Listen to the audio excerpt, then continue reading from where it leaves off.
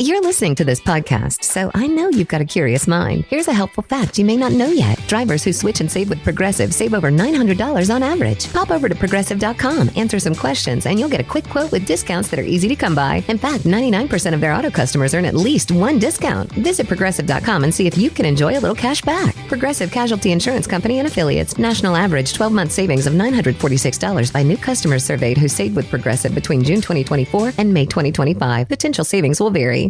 K-pop Demon Hunters Haja Boys breakfast meal and Huntrix meal have just dropped at McDonald's. They're calling this a battle for the fans. What do you say to that, Rumi? It's not a battle. So glad the Saja Boys could take breakfast and give our meal the rest of the day. It is an honor to share. No, it's our honor. It is our larger honor. No, really. Stop.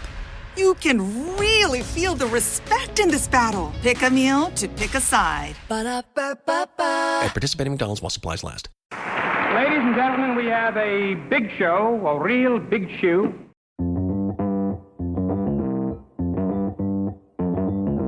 Live from Joe's mom's basement, it's the Stacking Benjamin Show.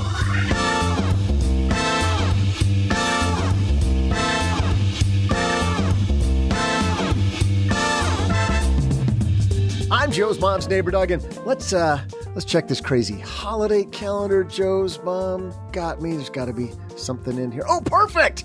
It's National Creative Day, which means two things. Today, this show is going to be all in color, and two, we'll welcome the man who talks about helping you live your richest life, Ramit Sethi. In our headlines, Best Buy announced earnings and their results may help you live better. And I'm not talking about buying expensive lighting for your laundry room. Plus, we'll throw out the Haven Lifeline to Paul, who's fleeing the country apparently and wants financial advice. Of course, we'll help our friend in need. And then I'll share some deliciously creative trivia. And now, two guys who are to art what Play-Doh is to kids, a great preschool snack. It's Joe and O-G.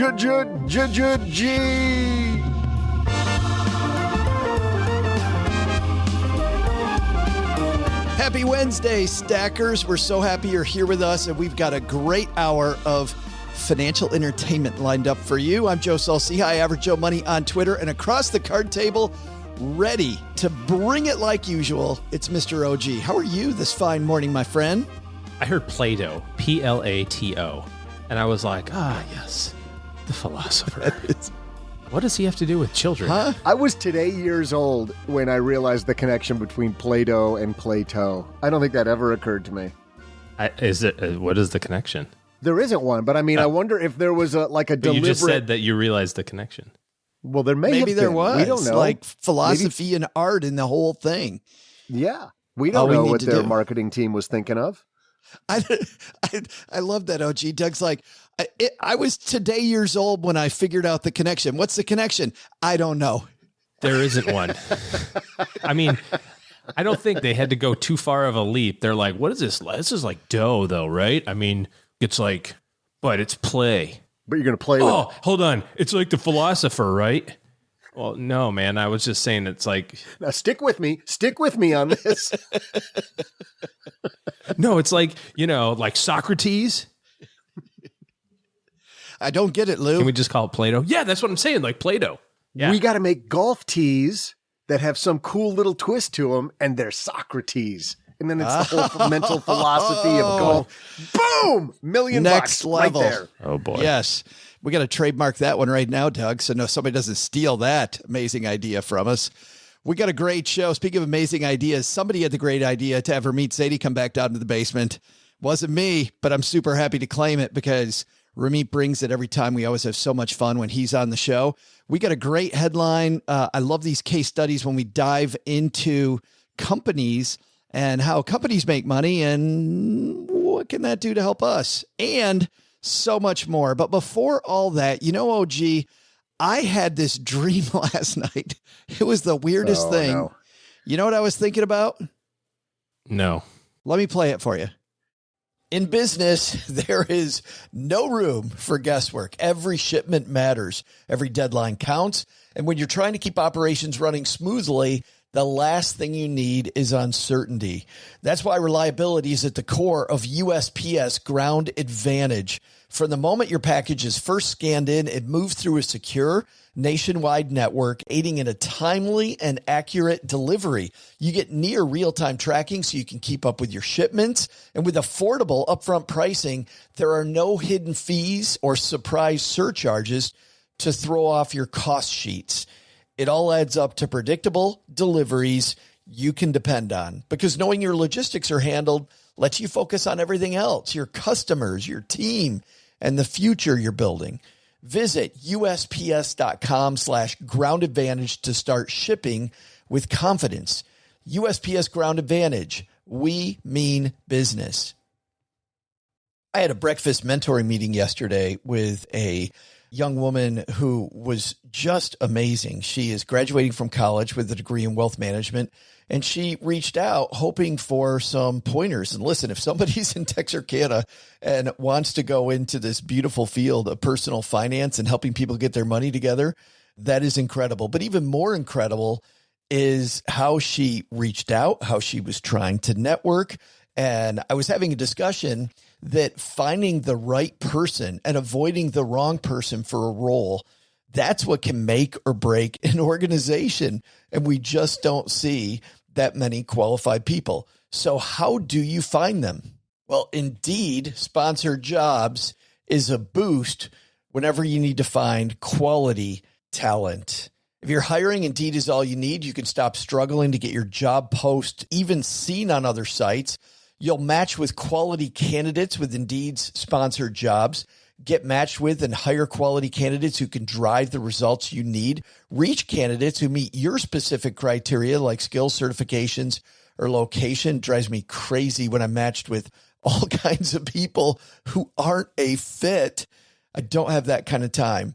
People are finding quality hires on Indeed right now. In the minute I've been talking to you, companies like yours made 27 hires on Indeed, according to Indeed data worldwide. Sponsored jobs posted directly on Indeed are 95% more likely to report a hire than non-sponsored jobs. Spend less time searching and more time actually interviewing candidates who check all the boxes. Less stress, less time, more results. When you need the right person to cut through the chaos, this is a job for Indeed sponsored job. And here's what's cool, Stackers. You're going to get $75 in sponsored job credit to help get your job the premium status it deserves at Indeed.com/podcast. Just go to Indeed.com/podcast right now and support Stacking Benjamins by saying you heard about Indeed right here at Stacking Benjamins. Indeed.com/podcast. Terms and conditions apply. Hiring, do it the right way with Indeed. Not the dream you were expecting, was it? Nope. The one I was expecting, I thought was going to make me throw up a little. So no, that was a lot better. we got Ramit Sethi coming down to the basement, but first this headline, so let's get rolling. Hello, darlings. And now it's time for your favorite part of the show, our Stacking Benjamins headlines. Our headline today comes from the Wall Street Journal. This is written by Jinju Lee. It is a piece about Best Buy. When's the last time, OG, that you've walked into a Best Buy store? As a matter of fact, we almost did yesterday, but instead we went to Costco. I was in Best Buy last week, but before that, it had been a long time.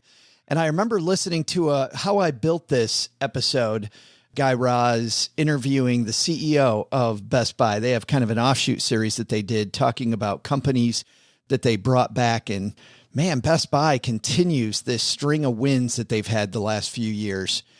Oh, yeah? Do tell. Jinju Lee writes, Best Buy's pandemic glory days are casting a long shadow, but the company's facing the consequences in stride. The retailer's U.S. same-store sales declined 12.7% year over year, and its quarter ended July 30th, slightly better than the 13.2% decline Wall Street was penciling in. Net income shrank by more than half from a year earlier. So their net income shrank by more than half from a year earlier, but was nearly 8% higher than the number analysts expected. So everybody expected things to be bad. We suck worse. We suck better. We suck less. Yeah. We suck less. I can't even do the cheer correctly.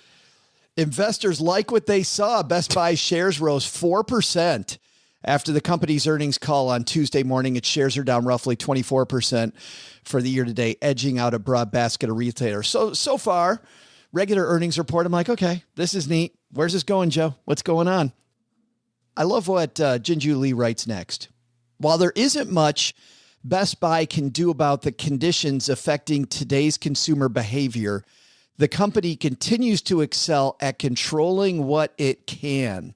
One metric worth pointing out is its inventory level, which was 5.8% lower last quarter compared with a year earlier. This is a feat no other major retailer has been able to pull off. Walmart and Target each saw inventories rise 25 and 36% respectively in their latest quarters.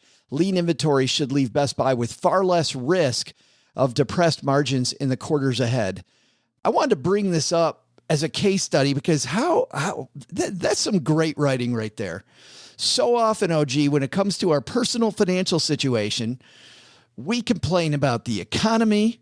We complain about the fact that times are bad in America, might be a bear market, might be a recession, all these things.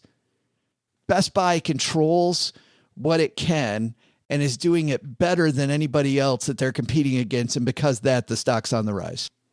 Yeah, I don't know if those things are correlated, but I do think that that's a good example of trying to do the right thing. You know, you can't control what laws are going to be passed. You can't control what tax rates are going to look like in the future. Heck, you can't control them basically right now either. I mean, investments, we talk about this from time to time. It's like, well, I got this lump sum. When should I invest it? I'm like, now. Is the market open? Can you send the money to your account? Can it get invested by nightfall? Like, all of that's a good time. By nightfall. Those are the, how do I know when to take the money out? Well, do you need cash in your account? Well, yeah. Well, then now would be a good time. You gotta stop trying to play the game of the best. I don't know. What's that phrase? The best time to plant a tree. Best is the enemy of done or something. It's like, perfect is the enemy of something. Good. Yeah, perfect. Oh my God, I can't believe I've forgotten this. Or perfect is the enemy of done. Good. Yeah, probably. Done. It's not what I thought you were going to say because, just a couple of episodes, I liked the way you phrased this. I think we were answering a listener question. Say that again, though. But you said something about I did something good that you liked. Do you just want me to keep saying that over and over again? Yeah. No, somebody was asking when should they invest? And I just loved how simply you put it, which is when you have the money. And when do I sell? When you need money. I mean, that takes all of the thinking out of it. I don't want to lose track of, though, the big point that I want to nail home here. The market stinks right now, and Best Buy is controlling the piece that it can. Doesn't control all this other stuff. How many times, OG, have people walked into your office and they want to talk about politics? They want to talk about the stock market and what's going on. They want to talk about all this stuff that's out of their control, right? All this stuff. And Best Buy goes, you know what we're going to do better than Walmart and better than Target? We're going to control inventory levels. We're going to make sure that we have our staffing as lean as we can have because we know the market's down. They are focused specifically on what they can control. They can't control what the consumer does. They can control whether they're best in class or not in a competitive nature. Yeah, circle of influence, circle of control, neither influence nor control. Little 7 habits type stuff right there. I mean, this is true when it comes to your financial planning too. It's like, what do you have the ability to pay attention to? Your spending, your budget, your savings rate, the fact that you're putting money into your investment accounts, your asset allocation. That's kind of sort of about it. If you're worried about which ETF is going to outperform or the market's down 20%, should I, maybe this allocation isn't working for me anymore, that sort of thing. I just saw something the other day that maybe provides a little bit of hope and optimism here. In the last, I think I'm going to miss the quote, but it's like out of the last 20 times that the market's been down 20%, the next year it's up 33. But most people right now are focused on the minus 20. Like, we had an okay July, the market rebounded, and then August kind of sucked. And It's not great, but everybody is focused on the minus 20 right now. But the next year historically is positive. That doesn't, I mean, who knows what's going to happen? I don't have any idea. And I don't think you should invest based on historically it's going to go up 33%. So go get a home equity loan and margin the hell out of it. Let's do it. YOLO. But you can't control that outcome any more than you can control it going down more from here. But what can you do? You can pay attention to your spending. You can pay off your high interest credit card debt. You can make sure that you're building your cash reserve, kind of rainy day fund. So do those things. I love the fact that you brought up 7 Habits of Highly Effective People. I have another piece here. This one's from leaneast.com, a consulting firm, walking through the 7 habits. And their first habit, OG, is exactly what you talked about. For people that don't know this, haven't read this, I want to spend just a little time on this. Because be proactive. I know these. Yes. Wait a minute. You telling me you guys didn't plan this out? That wasn't a setup? OG bringing up 7 habits, and Joe, you happen to have the article? It's called serendipity, bro. How many times has this happened? This has happened so many times. Number 1, and be proactive, is you've got 3 circles. Duck's suspect. You've got circle of control, where you focus your efforts on what you can control, your circle of influence, and your circle of concern. And the consultants here say, focus your efforts on circle of control, expand the circle with circle of influence, and avoid focusing on circle of concern. So when they talk about what you can control, just in this piece, it's not even a financial piece, OG, you can control where you live and where you work. You control those 2 things, meaning you can control what industry you work in, which by and large, you can't control exactly how much money you make, but you can certainly affect your cash flow that way. We've also talked about people living in low-cost living areas versus living in high-cost living areas. You can change those. You don't have to change those. You can still make it, but you control those. What you buy, your budget, what you read, what you put in your mind, what you listen to, what you watch, you control. If you eat healthy foods and exercise, the time you go to bed and get up in the morning, they list. Imagine if you just focus on those things, just how freaking wealthy you'd be. That's right. You know, Joe, have you seen your mom's copy of that book? And she's an amazing copy of that book. I can't believe you haven't seen this, that she was given by Stephen Covey personally. And in the back of it, there's always a few blank pages in the back of the book. Yeah. I don't know what, she must have gone to a book signing or something, but there's a hand-drawn secret 8th habit. And it's a 4th circle. And apparently it was called the circle of service. And so she taught me this, that if I wanted to really become successful, I needed to figure out how to perform acts of good, acts of service. And so she's really helping me with this. I can't believe you haven't seen this. And so one of the ways that I've been doing that is taking her to get her hair done every week. Sooner or later, it's going to pay dividends. I'm sure it is.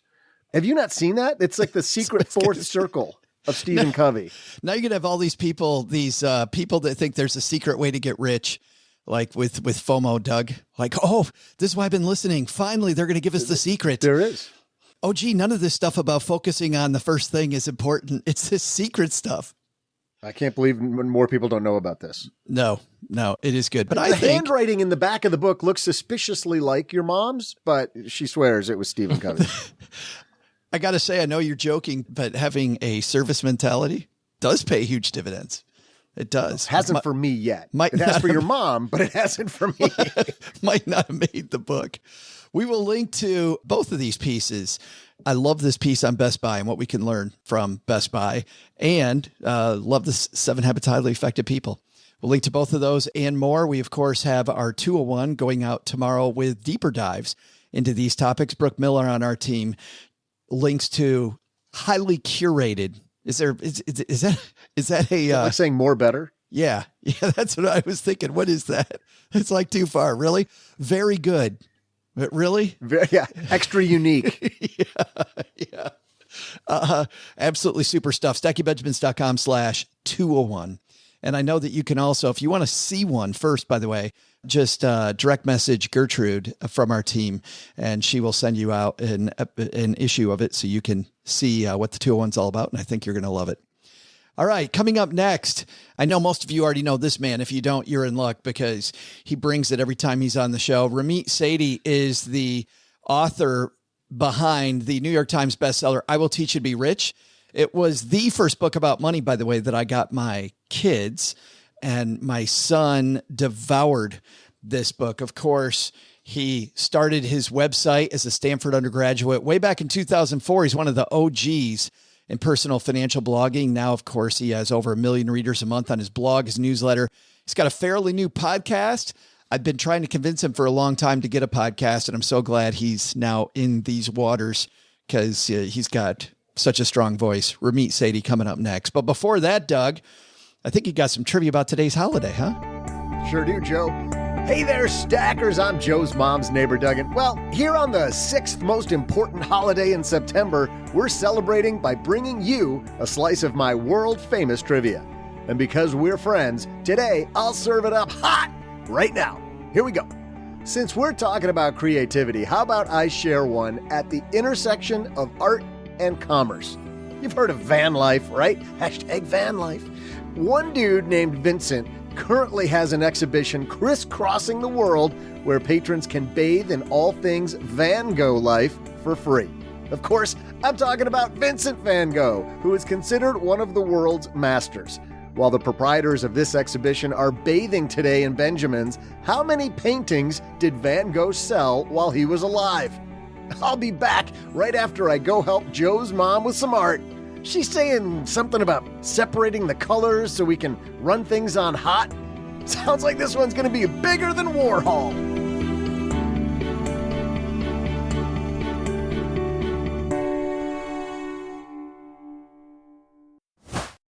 Insurance isn't one size fits all. That's why drivers have enjoyed Progressive's Name Your Price tool for years now. With the Name Your Price tool, you tell them what you want to pay, and they'll show you options that fit your budget. So whether you're picking out your first policy or just looking for something that works better for you and your family, they make it easy to see your options. Visit Progressive.com. Find a rate that works for you with the Name Your Price tool. Progressive Casualty Insurance Company and Affiliates. Price and coverage match limited by state law.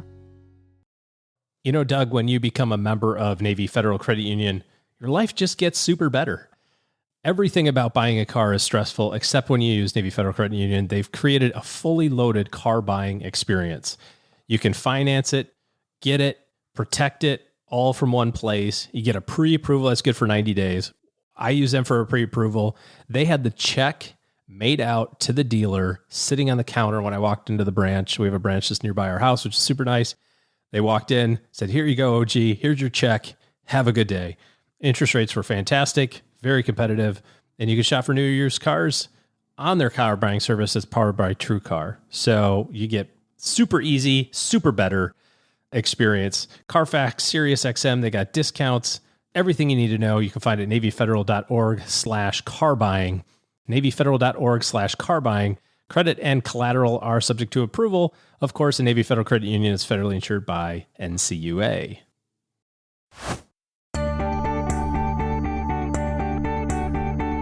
Hey there, stackers. I'm watercolor lover and unwitting laundry separator, Joe's mom's neighbor, Doug. Today, to celebrate National Creative Day, we're diving into the art world.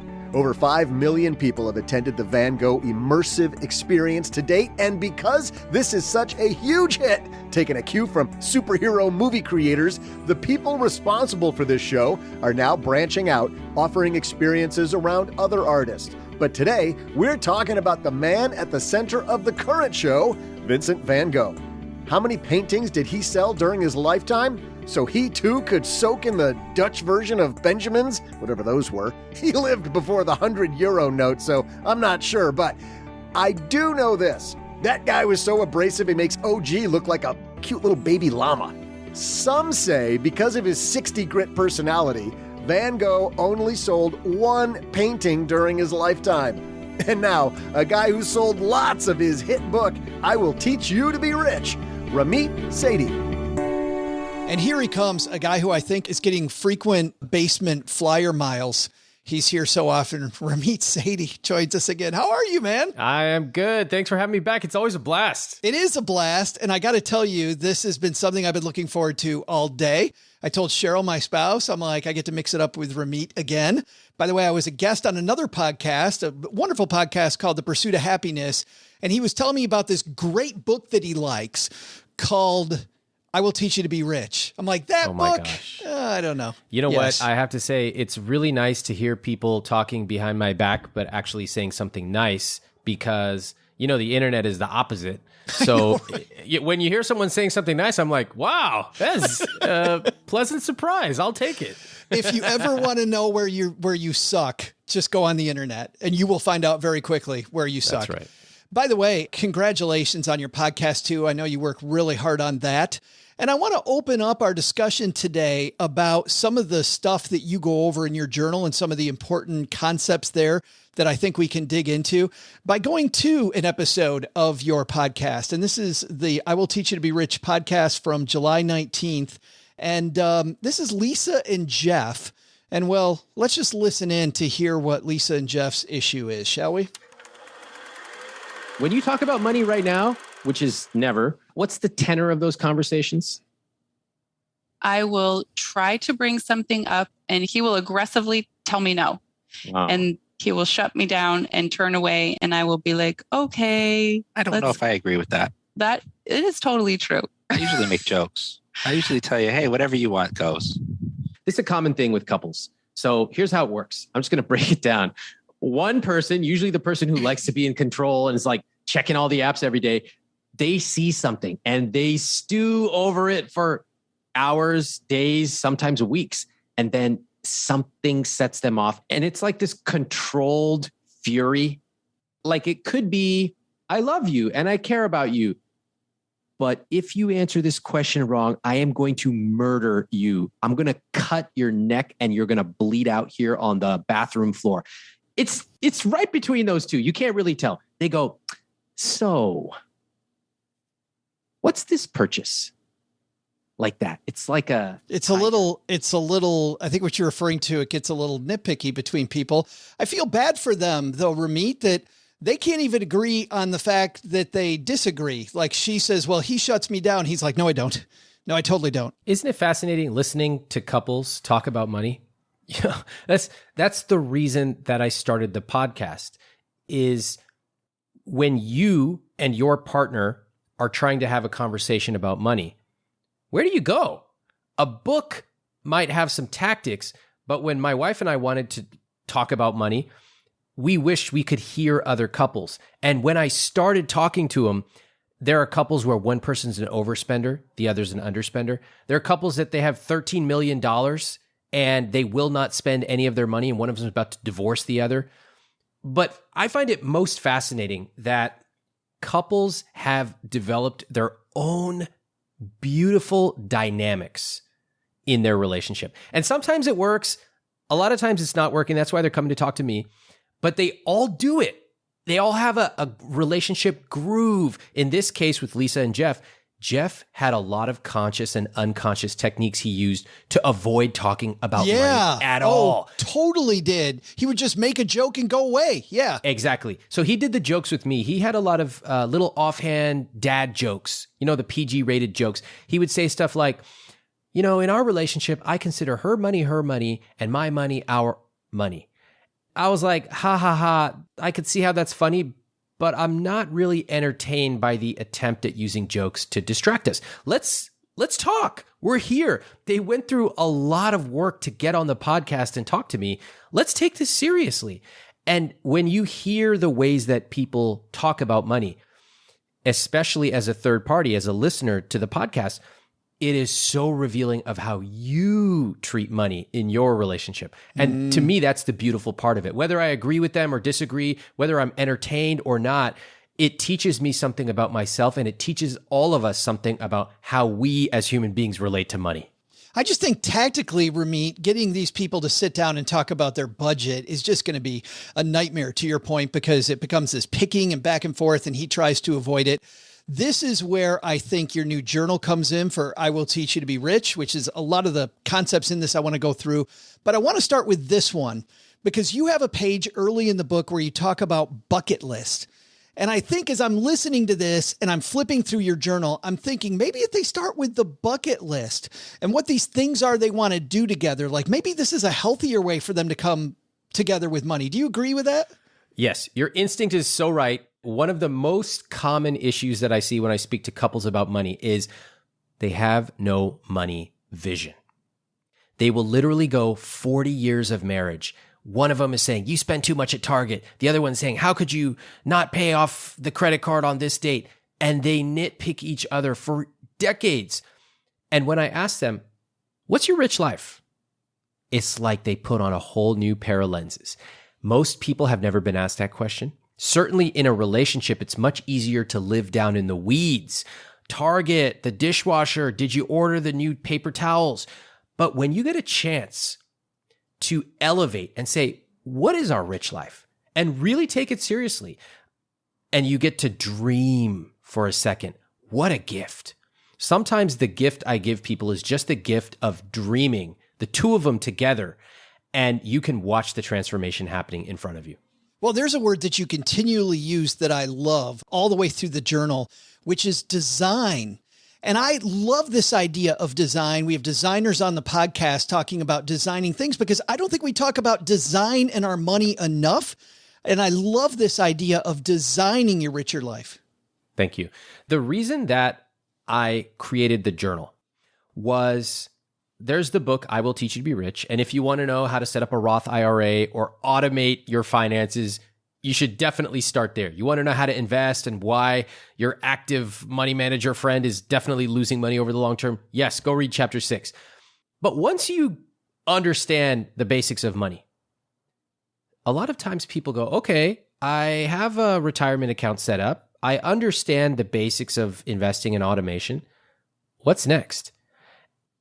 It is rare that people understand how to connect their money to their rich life.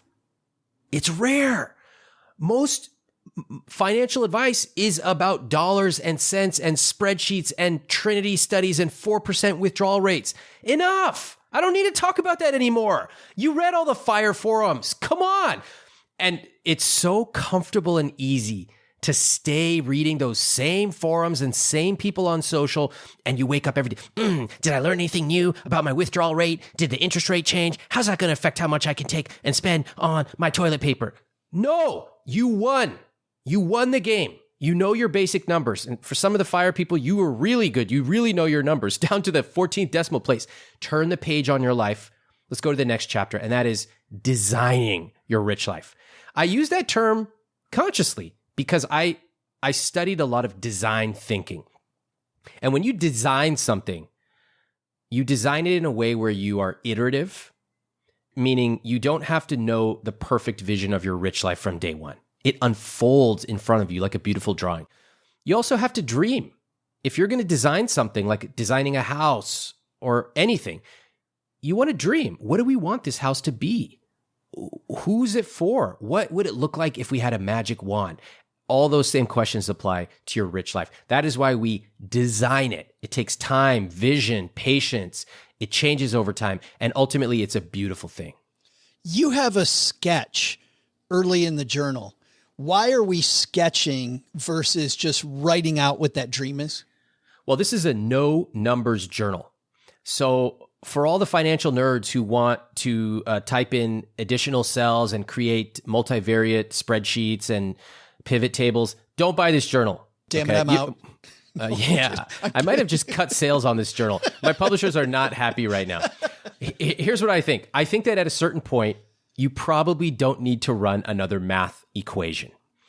And despite it being comfortable, all the people who love cell C2 so logical, my formula so dialed in.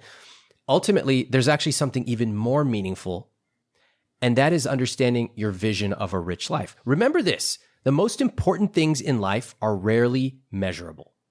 You don't measure how long you hug your husband, wife, partner, mom, dad. You don't measure that.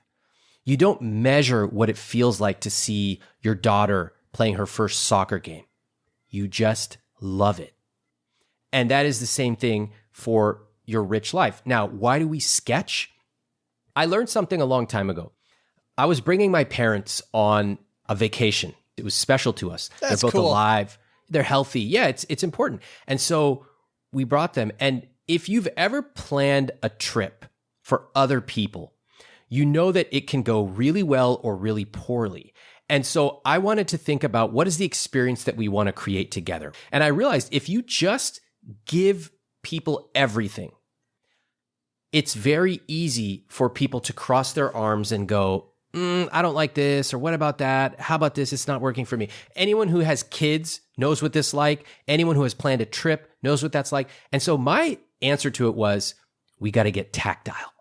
Because if you're using your hands for something, then it's very hard to talk about all the things you don't like. How can you if your hand is full of Play-Doh, or if you're doing something with cooking? And so with our parents, we did a cooking class together. We went to a farmer's market in Rome. A chef came with us. We bought all these fresh vegetables, and then we went and made it with his help. And it was tactile, and we just loved it. Same thing with the journal. If you're just writing things, it's great. You should write. There's a lot of writing in the journal, getting it out of your head and dreaming in a way you've never dreamed. But there's nothing like sketching out what your perfect day is. I think the second you visualize this stuff too, like it becomes much more real. Like to your point, the nerd that wants more spreadsheet, well, okay, I'm going to have enough money, but I'm not going to have more life because I haven't let myself. And I feel like this mixture, even if you can't make stick people well, just the fact of putting stick people on a piece of paper instead of putting 4% rule on a piece of paper, you're much more likely to stick to your plan if you visualize it. That's absolutely right. And, you know, one of the reasons that so many people have read I Will Teach You to Be Rich is that I incorporate my understanding of psychology in it. I studied psychology. My business is like an experimental laboratory. And oftentimes we believe certain things about money that just aren't true. We believe if I have $5,000 more or $50,000 more, I'll finally feel safe. Guess what? Every day on my podcast, I talk to people who have 50,000 or 500,000 or 5 million more, and they still don't feel safe. Why? Because the technical parts of money are important. Yes, you need to have a conscious spending plan. Yes, you should invest. Yes, manage your costs. But the way you feel about money is highly uncorrelated with how much you've got in the bank. And so with this journal, what I'm doing is gently nudging everybody and showing them a different way to treat money. Yeah, you got to know your numbers, of course. There's lots of places you can do that. But what I think is missing, and what I've been so excited to do, is to show people how to connect their money to their rich life. Okay, you want a beach house, but you can't yet afford it? Cool. Well, let's talk about what you can do right now. Oh my gosh, you want to go on this vacation. Did you know you've been putting it off for 4 years, but you could actually do it right now? And not just the vacation you used to take when you were 21. You could do a super meaningful vacation in a different way than you've ever traveled. Make it easier for yourself, safer, bigger, more extravagant, more generous. This is the beauty, I think, of using the journal to create your rich life. I like how at the end of the journal, you have people, to put a point on this, write out their obituary. Because I think we spend a lot of time, you know, and I want to get into $3 decisions versus $30,000 decisions. That's probably my favorite part of the journal. And I feel like too many people mess it up. But this idea of writing out your obituary, man, when I was doing that, Ramit, like I'm like, all of a sudden I'm thinking about what's my legacy? Like what am I leaving behind? How am I helping my community? Like, boy, all of these big questions that I feel like we don't ask enough. I love that. I'm so glad to hear that that connected with you. I think money and death are inextricably tied. I know it sounds morbid. I don't think it is. I don't know. For whatever reason, I've never been afraid to talk about death. I'm going to die. You're going to die. We're all going to die. Everybody listening, you're going to die. Is that a surprise? Nobody gets out of here alive. None of us get out of here alive. Yeah. You might die on this very podcast. Did you know that? You know what's cool? The ratings would be huge. Did you hear that podcast where Joe died in the middle of it? Yeah. I don't know if I want to be on that podcast. And okay, so, but you know, I remember talking to my parents about it. And I said, you know, you've really got to set up all your will and whatever you want to have happen when you pass away.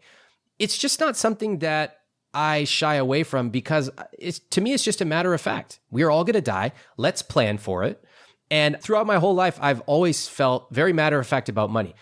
When I was in my early 20s, hey, I'm going to get married one day.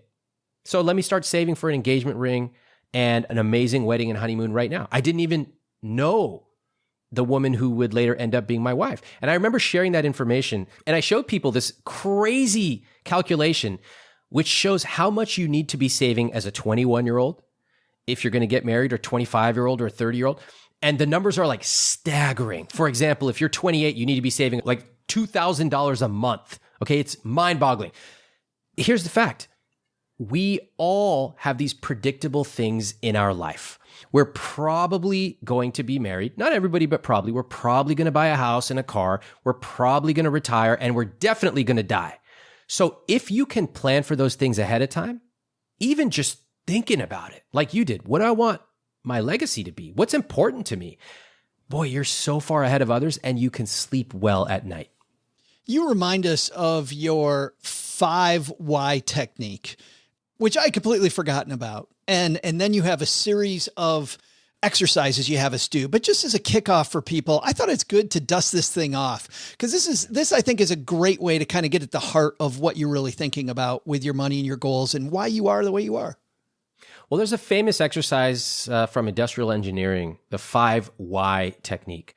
You know, it started off with, for example, why did this car come out of the factory with a broken windshield? It's not about making judgment on anybody.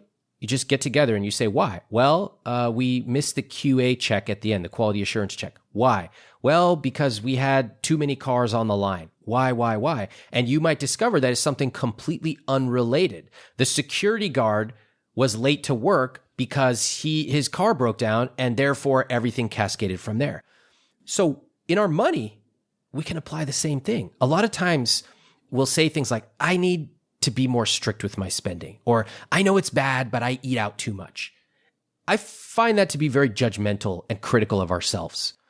Sometimes people are so critical of themselves, I just ask them, would you ever talk to me like that? And they're like, no. Like, then why do you talk to yourself like that?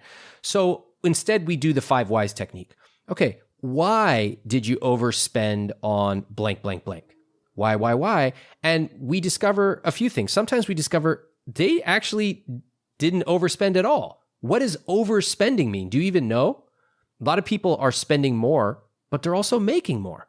Guess what? If you make more money, you probably should spend a little bit more. Sometimes we discover that the reason people do something with their money is totally related to their childhood. I was taught, for example, this is just an example, not true for me, but a lot of people remember being taught you have to eat everything on your plate.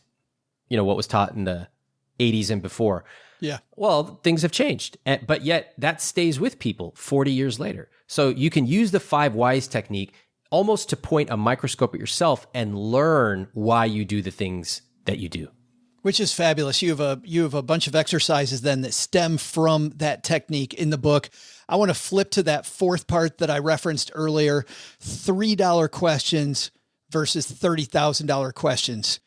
What are some of these $3 questions we're asking way too many of, Ramit? Should I switch from Ally Bank to Marcus by Goldman Sachs because my interest rate dropped 0.0002%? Ramit, what should I do? I go, don't ever send me that email again, ever. The problem is for the last decade, I've gotten like 20 of those a day. I'm like, I don't want to be on this planet anymore if I get these emails.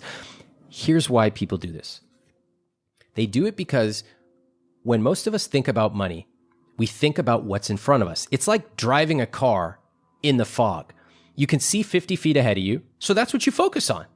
And so $3 questions are the things that seem important to us, but they are really, in the grand scheme, meaningless.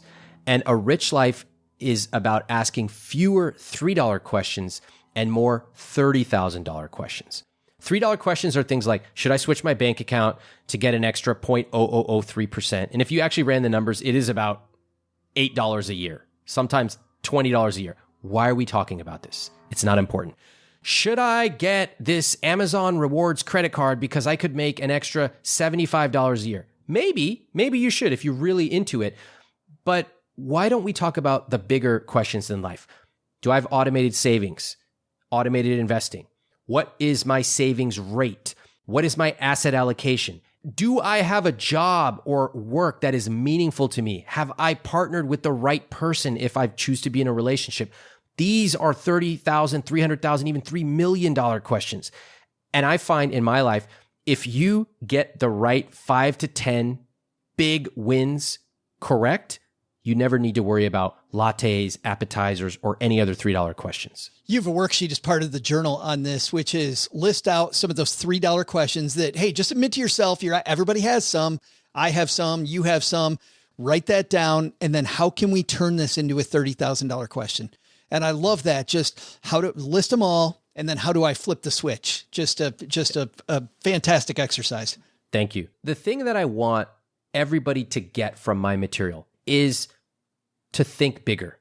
A rich life is not simply a series of small decisions. And that's a very common belief in the financial world, that if we do the small decisions, the big ones take care of themselves. I fundamentally disagree.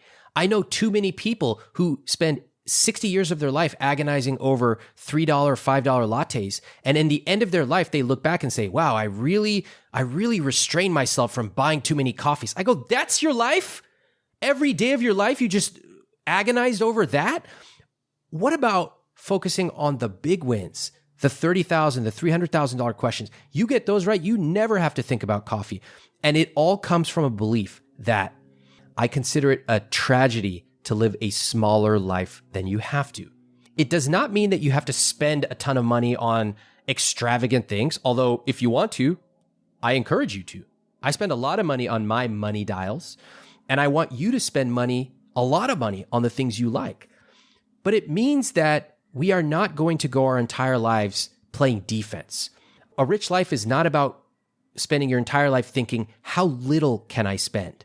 A rich life is spent designing your rich life. What's meaningful to me? And then how can I spend more time, more money, bring more people together to do those things? That's what I loved. Going back to the obituary, my friend, that's what I liked about this. What is my legacy? What am I doing? What the hell am I? How am I helping my community? How am I helping my family? How am I being this person? And by the way, if I write all this stuff down for my obituary, but I don't think about it then, I think about it today. How does my life change today on a dime? Because as Tony Robbins famously said a long time ago, the past does not equal the future, and you can change it right now and start living a different life. I want to ask you one more big question here, which has a lot to do with exactly what we're talking about. You have a whole section called Buy Your Happiness. And I would just love for the people in our stacker community to hear you explain, what the hell does buy your happiness mean? Well, you can use money to buy satisfaction. Certainly, you can use it in ways that are not commonly talked about in the financial world. So in the financial world, one of the common things that goes around is this $75,000 study, which, by the way, has been wholly misunderstood and it's outdated. Yeah. The idea that after $75,000, basically all your needs are met and you can't be happier. That's not true. The literature shows that experiences make people happy, not to minimize the value of buying things. This is another myth in the financial industry, that experiences are good and things are bad. No, a lot of people like things. I like clothes. Some people like cars. It's okay. If that's what you love, if that's your money dollar, you want to spend more on it, I totally support that as long as you can afford it. But when it comes to buying happiness, there are so many things we can do that we often never consider. Those would be things like buying convenience. What does that mean specifically? Somebody to come and help you cut vegetables or prep food. Certainly somebody to come if you prefer to have your lawn mowed instead of doing it yourself, or clean your apartment or house. It could be help with children in a variety of ways, including a tutor, tennis camp, whatever that may be. There are also experiences like delight. Delight could be calling ahead to a restaurant and asking them to have a cake for your spouse because it's their birthday. It could be ordering an Uber instead of a blank. There are a lot of different things you can do. And vacations, you can travel differently. So this section in the journal shows you different ways that you never thought about using money to buy your happiness, and it engages you. So you're not just sitting there reading it passively, you're co-designing your rich life right there in that section. That's what I thought. Like, for me, having my groceries delivered sometimes buys me happiness. I can't stand being at Albertsons. It cost, I used to not do that because of the fact that it would, it cost extra, and it's not a little bit extra. Instacart can be more expensive, but damn it, it's so much happier to have that crap show up at my front door. So just as an exercise, listen to how this would show up in the journal. I love what you just said. You said, I used to not do it because it costs money, but I hate going to Albertsons and I love having it show up for me. Okay, beautiful. Listen to everybody hear all those different components in there. Number one, I used to not do this thing because it costs money. Most of us, when we go through life, we have a set of eyeglasses on, and that is our money lens. We look at the world through these lenses, and our primary lens in America is cost. We scroll right to the right side of the menu. We always ask, how much did it cost? It's all about cost. And that was your money lens early on. It was my money lens as well. Some of us are lucky enough to add other lenses to our life. In your case, it was convenience. And sometimes we can just pay problems away. Perfect. So you put on that lens. I love that. Anyone who's ever paid for an oil change or paid for a restaurant intuitively understands that there are other money lenses besides cost. What I also love is that if you and I had gone through designing the Rich Life exercise, I would have said, what's your rich life? We would have talked about, your 10-year bucket list. We would have talked about your rich life week, your perfect day. And I guarantee during that exercise, which all of those are in the journal, you never would have said, Ramit, I love going to Albertsons and picking up that rickety cart and pushing it down the bread aisle because I got to get, but then I'm not sure. And they ran out of Topo Chico lime because there's a shortage. Oh, I love it, Ramit. Never. I remember very distinctly this couple on my podcast who wouldn't pay for laundry. They wouldn't pay for laundry service. I said, okay, I'm not going to try to convince you to pay for it. It's your money, but let's talk about your rich life. And they told me their rich life was going to the park with their kids and seeing their family, etc. I said, where's the laundry? And it just dawned on them. Oh my God. When I start with what I love, then it becomes very easy to decide what to spend more on and what to spend less on. And I think you did an amazing example for all of us in how you got to spending money on grocery delivery. It's beautiful the way you put it, actually. Well, what's funny is that it didn't even start with grocery delivery. It started as you go through the journal. To your point, you realize I love spending my time talking to you. I love spending my time on the podcast. And I'm like, what can I eliminate to do that more? Well, the grocery visit is what I can eliminate to have more of that. It is beautiful. Fantastic. It's the I Will Teach You to Be Rich journal, available everywhere as of yesterday, my friend. Not only did we meet for the 10-year anniversary of I Will Teach You to Be Rich, but now the journal, like it is, yes. It's rolling, man. You've been such a good friend to me, and you've been so generous in inviting me on this podcast. And I really appreciate it because, first of all, it's just fun. I always look forward to the times we get to talk, and I love your questions. You allow me to share a different perspective on money. And I hope that it connects with some of your readers because, as you can tell, I'm very passionate about it. And I do believe the 4% rule no idea. And numbers matter. Yes. They matter, but there's so much more to a rich life than just the numbers. And it's a thrill to get to talk about it with you. Great seeing you again, my friend. Thank you so much. Pleasure. Hey, this is John in Seattle. And when I'm not telling terrible dad jokes to anyone who will listen, I'm stacking Benjamins. Big thanks to Ramit for stopping by. Oh, gee, every time that guy comes to the basement, drops a few nuggets, or as something new. I beg your pardon? People say. Is that why the Febreze is always empty in the bathroom? I think Ramit dropping nuggets and you dropping nuggets are two different things, my friend. Yeah. Going back to the Van Gogh exhibit trivia. Have either of you guys, did you go to that? No, I'd love to. It was really fun. I've heard about people going through it for like $15 when we were in Dallas. When this thing went through Dallas, Cheryl was all excited, jumped on the train and somehow got it, but it was I think $45 and it wasn't worth it. It seriously was not. It was very cool. Oh, wow. So if it's a $15 or $20 price point, I would go. It is really cool to see. And you get this great feeling for his life and his art. And for a fan of that type of stuff, it's great. But for $45, no. You walk through 3 rooms, you sit inside them, and the art kind of moves, and there's music playing. And I could do that on my wall. Get a good projector. Yeah. It's like put your face really close to your iPhone. Put your AirPods in. And just kind of hold it around your head. so immersive. Can I just put Van Gogh on my Oculus? I don't have an Oculus. Alexa, play starry music. There it is. Yeah. I'll tell you what, man, you just got me onto this, but the FinTurn has an Oculus. That is something else. I know it's early days of that technology, but it is pretty amazing. We have videos of being up north, making grandma and grandpa walk the plank. Oh, no. Which is a VR game that you get in an elevator. The elevator opens up, and you're 40 stories in the air, and you have to walk this plank. And it is. So how is the copay on their health insurance? It's just super funny to watch. It's just funny to watch while people are like, wobbling back and forth on the carpet, right? They're not on a piece of wood. They're right. But your brain is so convinced that you get tricked easily. Yeah. I was playing ping pong in the Oculus. It's funny because the graphics around it, like the room we were in, it wasn't that great compared to graphics you see on a PlayStation or an Xbox. But, you kind of don't focus on that. And I'm playing ping pong against this really bad looking bot on the other side of the table. But I was so into it that I was convinced I was playing ping pong, and I lost a point.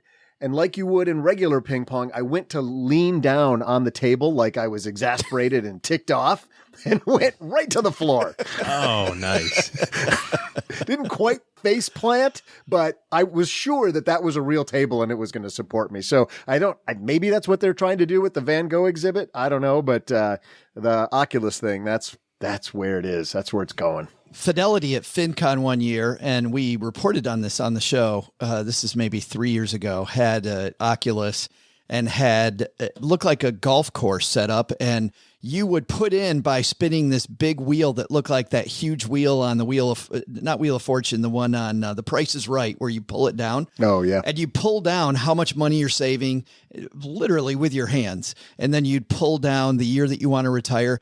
And it would move you along the golf course, showing like how close you are and then what you have to do next. And they were wondering, the great brains at Fidelity were wondering, like, can this help people kind of get it? Like, oh, if I save a little more money, where am I going to be? A bunch of if-then scenarios. There are some really interesting, more corporate, non-gamey applications of that technology. I was doing some consulting for a really large healthcare provider, and they used that immersive technology for training doctors as they went to visit their patients in a hospital, teaching them how to pay attention to all of the other stuff that's around them that may be clues to their patient's health, other than the patient themselves.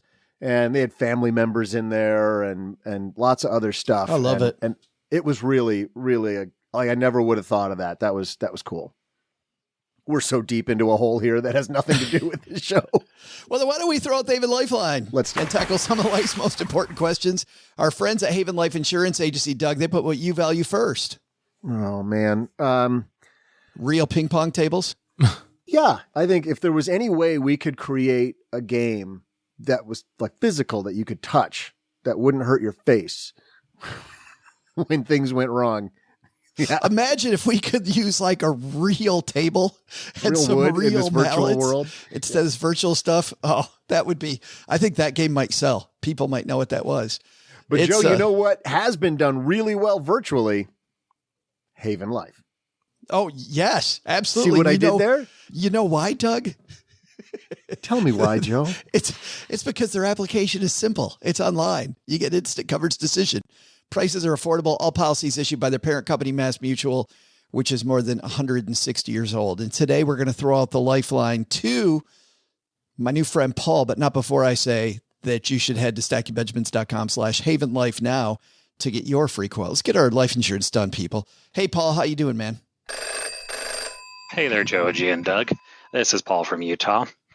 So I have been aggressively pursuing financial independence, and I'm fortunate that I have access to 401a, 403b, 457b, and HSA accounts. And I've been funding those, not maxing all of them, but doing what I can.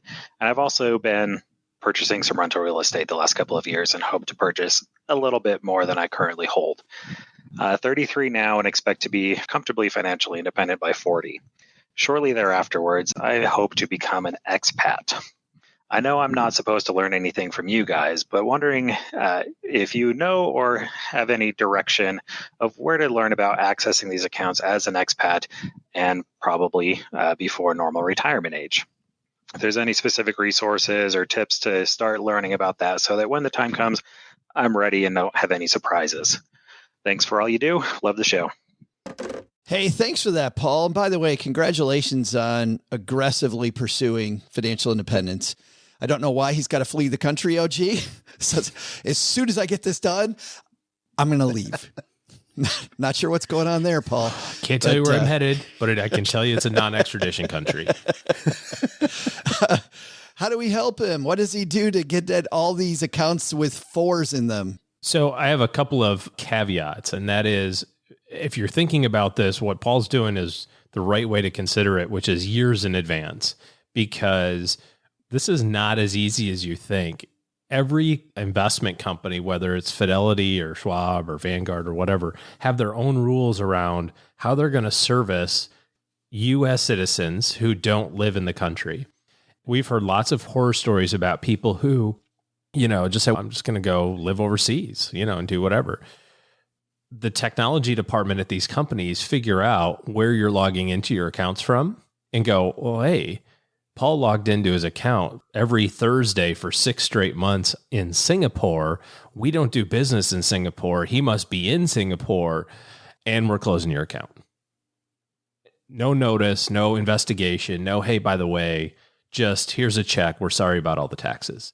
So you really have to be careful about this stuff in advance because they're real serious about their liability. They're not going to do business in countries where they're not able to do business, and they're not going to risk their business model and fines from countries and, the equivalent of the Singaporean SEC, I'm just making it up, because Paul wants to live there. So you have to know this stuff long in advance. And the penalty for trying to get around it, they will figure it out. It's like, well, I'll just use a VPN. Yeah, they figured that out. I'll just use a mailboxes, et cetera, like a post office box for my mail. Yeah, you can't do that. Like they know what all of those addresses are. You have to have a residence address. So there's more to it than just I'm going to take my ball and bat and go to another country and live out my days. That being said, the other thing that I would think about is starting that other bucket of money. So you've got all this qualified retirement account money. What about stuff that's not retirement? What about regular brokerage account money? You can access your retirement accounts if you're retired prior to age 59 and a half. There's no problem with that, but you have to follow a lot of different rules. You only take out certain amounts. You have to tell the government in advance how much you're going to do and all this other sort of stuff, which is fine if you know that stuff. If you're planning on retiring 20 years earlier than quote unquote normal retirement, there's a lot that can happen in 20 years. I mean, just look at the last 20 years of Paul's life. Going from 20 to 40, he managed to save all this money or planning on saving all this money getting toward retirement. So I would be using the next 5 or 6 or 7 years to build that bucket that's outside of retirement accounts. So knowing what custodians you can use and thinking about that third bucket of thinking about the custodian issues of where to have the money. And then secondly, figuring out where to save your money now to give you the most flexibility would be the things that I would spend a lot of energy on right now. And depending on where you want to go, it may not be a big deal. It's like, I'm going to go live in London. Okay.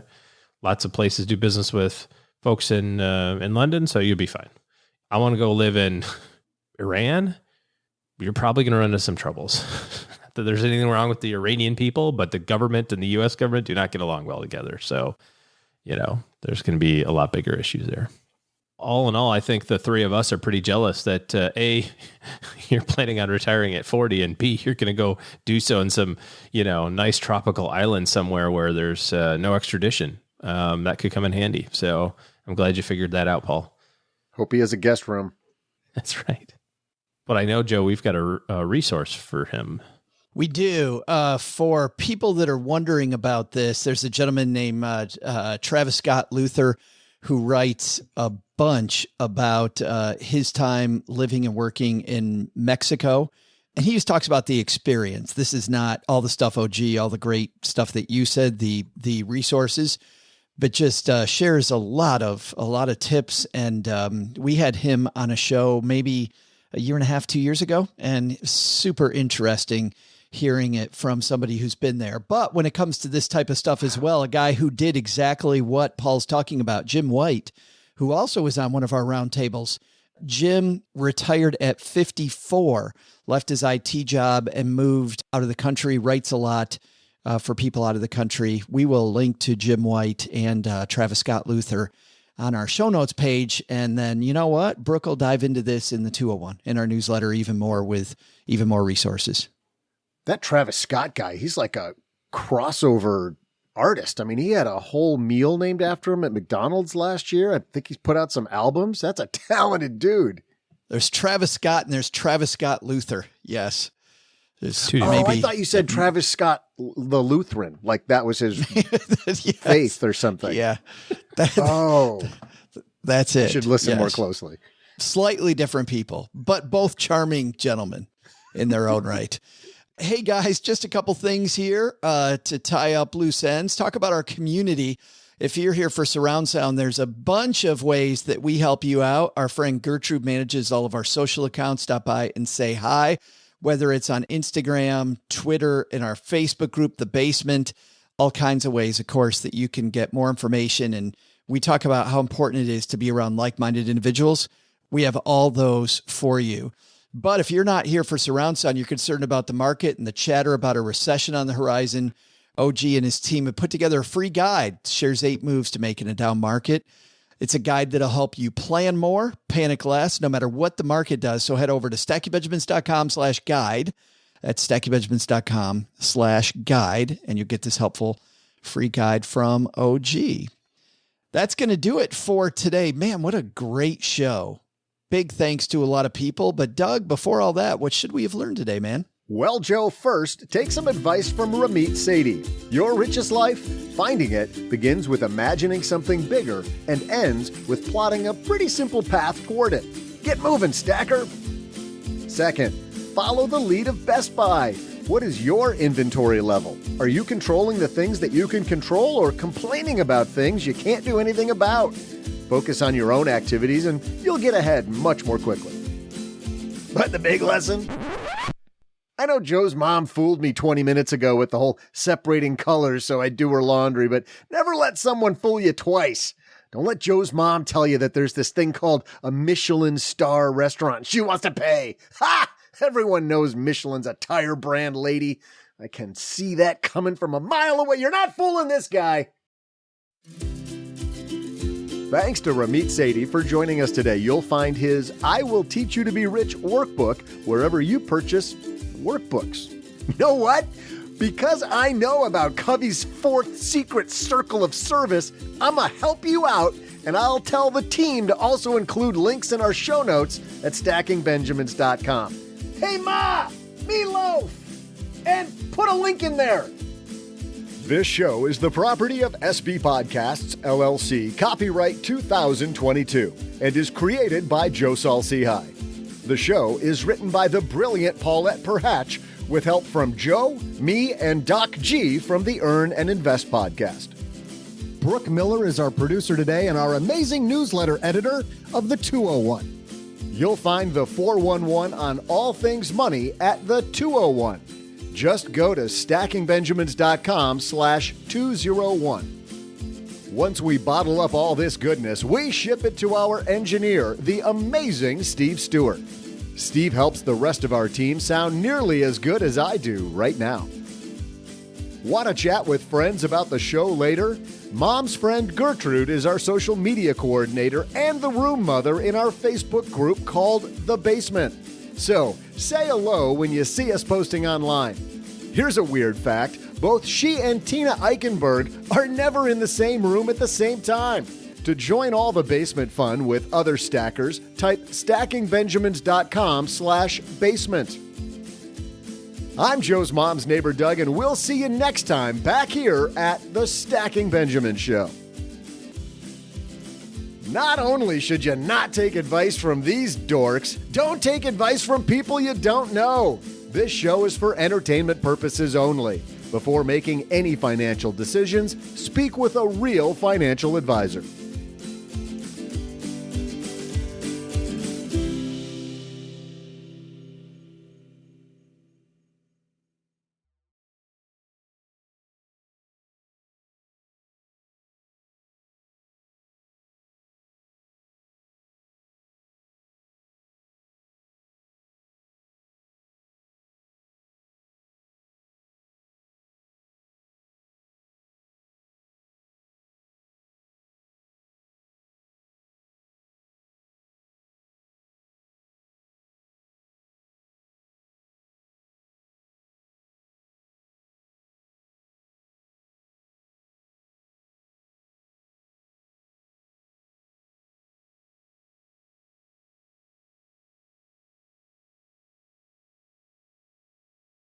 We finally went to see a movie that's leaving theaters.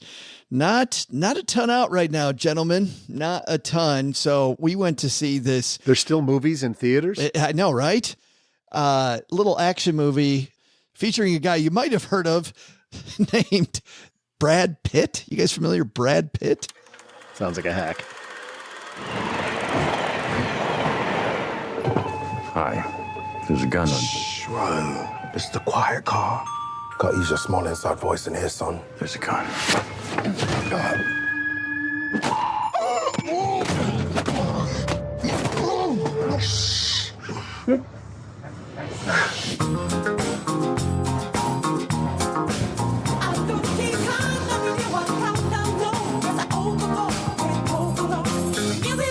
Talk to me. I am ready. You are getting the new and improved me. Because if you put peace out in the world, you get peace back. I think you might be forgetting what you do for a living. Take the gun. Every job I do, somebody dies. I'm not that guy anymore. Some conflicts require a gun.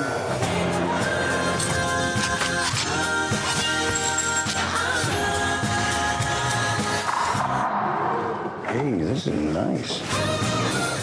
That's the sound of Brad Pitt getting aboard the Bullet Train, which is the name of this film. And you can hear him getting ready to get on the train earlier there, talking to his handler about how he's turned over a new leaf. Somebody dies all the time. And, oh, gee, he's just going to put some beauty out in the world. He's going to put more peace. Because if you give good stuff comes back to you. And he's tired of all this negativity, just tired of it. As a hitman, he's very tired of it.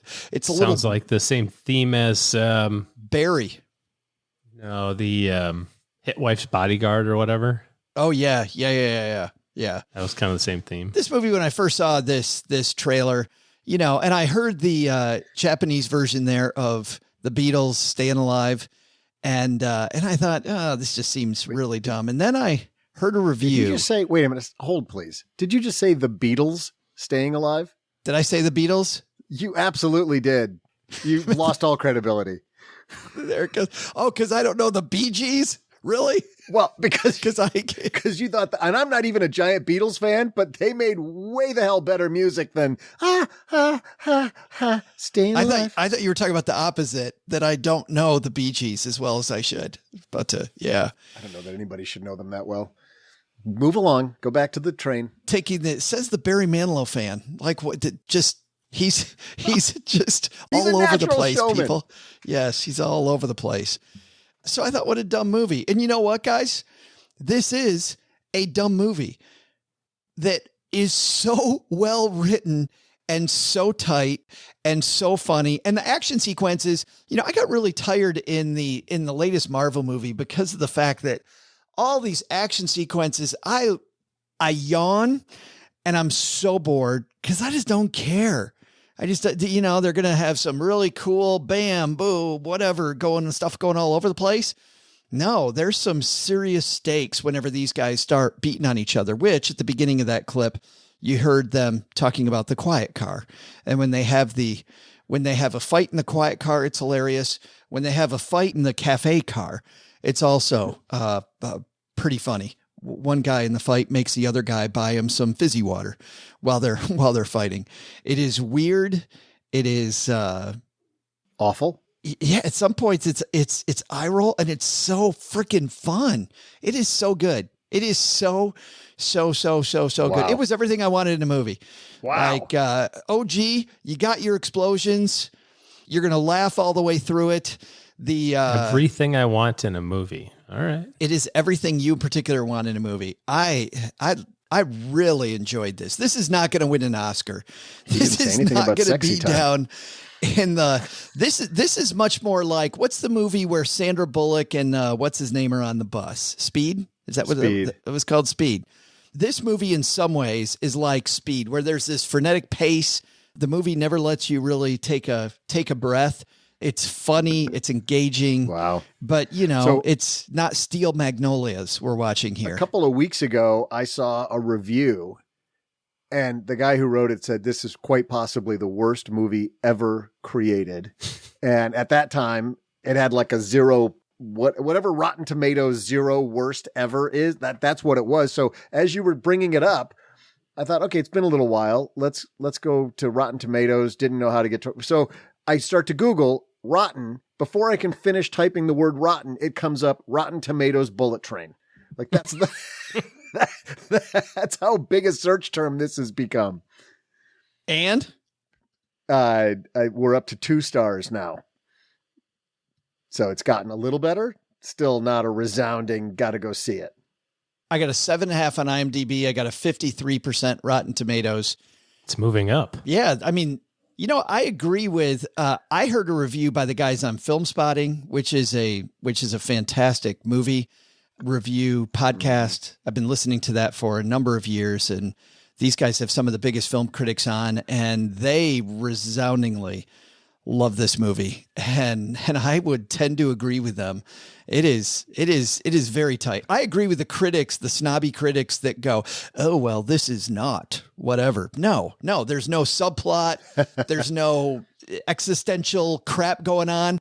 There is funny stuff and serious fighting and a satisfying ending. All I want. What do I want when I go to an action movie, right? What it's do I funny want? You bring those 2 different ratings up, because I have a friend who will only look at the audience score on Rotten Tomatoes, and I only look at the critic score.